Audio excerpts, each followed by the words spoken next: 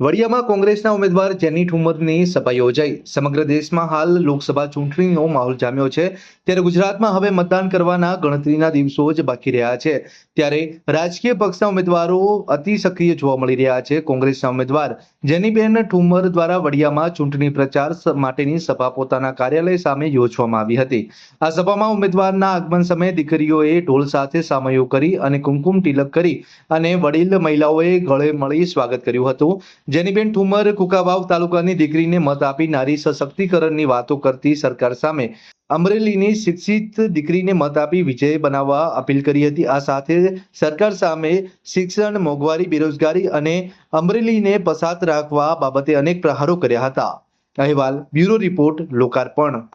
ઘરમાં દેણું ન હોય એવું આંગળી ઊંચી કરે પણ નહીં કરાવું, પણ ન હોય એવી હું શરત લગાવું। એક ઘર લેણા વગર એક દેવામાં આ પ્રગતિ આપણી નથી, આ પ્રગતિ આપણી નથી। સરકાર આપણને સપના બતાવે છે, સરકાર આપણને ચિત્ર બતાવે છે, એ પ્રમાણેનું જીવન આપણું નથી ચાલતું। સવારે ઉઠીએથી લઈને રાત્રે સૂઈએ ત્યાં સુધી બે છેડા કેમ ભેગા કરીએ છીએ, કેટલી બચતો કરવા છતાંય છેલ્લે 25 તારીખ આવે ત્યારે હપ્તાના બચતા નથી। યુવાનો અહીંયા રહેવા તૈયાર નથી, દીકરીઓ કોઈ અમરેલીમાં રહેવું હોય તો ભણાવવા તૈયાર નથી, સંતાનો માટે સ્કૂલો નથી, ભણવા માટે મેડિકલ કે એન્જિનિયરિંગ શાળાઓ નથી, કોઈ ધંધા રોજગાર એવા દેખાતા નથી કે કોઈ અહીંયા વિકાસની વાતો નથી। આના માટે મતદાન કરવાનું।